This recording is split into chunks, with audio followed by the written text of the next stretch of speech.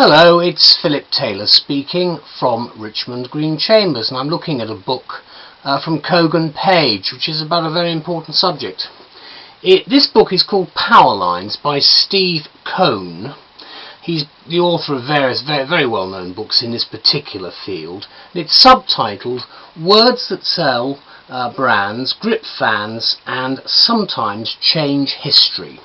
This is the book, just over 200 pages long, quite a lot of pictures and things in it, various points.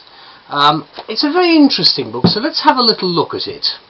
I've done a review on Flickr, which is there, and what I've titled this book, I've written it with my wife Elizabeth, and the title we've given this is Words Well Chosen, and that's where it appears on the various internet websites.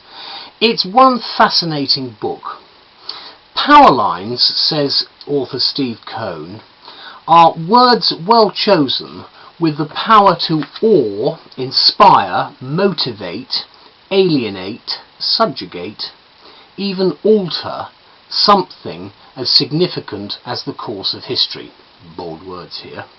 They can even change the buying habits of consumers, he adds, indicating that this little book here is about marketing and the selling power, not of words in general, but specifically of words well chosen, hence the title, so apt and opposite that they deliver an impact more powerful than mere slogans and taglines. Well, let's have examples, I hear you say.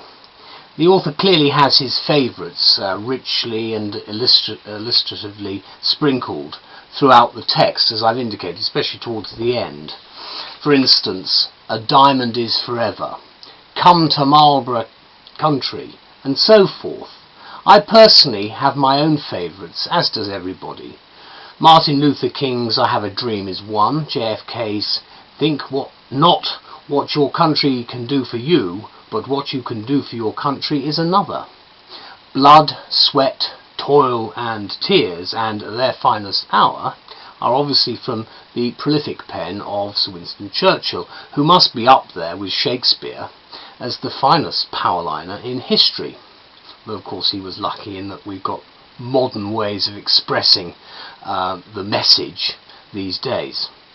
As for the famous De Beers ads, I think they slightly missed the boat.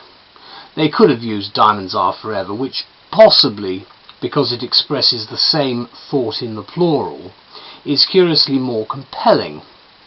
It certainly delivered impressive audiences and impressive amounts of box office cash to the collective James Bond enterprise. I'm not mentioning Shirley Bassey here. Which goes to show the power of a power line over a mere tagline. Yes, America can, attributed to George Bush, just when one isn't specified, falls under the author's general category of putting America to sleep. What a snore, he says. Slogan it may be, but it's not a power line like Obama's Yes We Can. There is something about the pronoun we, juxtaposed with yes, which is involving, memorable and succinct. If you're in advertising or journalism, obviously the written word, I'm an advocate of the spoken word, you'll know the pronoun you is even better. The book's 2008 publication date is a little late for the amiable author to have mined the seam of power lines emanating from the Obama camp. But all I'd say to Steve Cohn is watch out, because Obama's speeches since have been electrifying. While trawling through history for powerline delivering politicians, poets, military strategists and latterly marketing men, Cohn cites amusingly bad power lines as well as good ones. Examples, for instance, the RBS Make It Happen tagline means, as the author says, absolutely nothing. Honda's The Power of Dreams also gets short shrift. Maybe their latest models put you in a dreamlike state, sneers the author. Not a good thing if you're taking a curve at 45 miles an hour.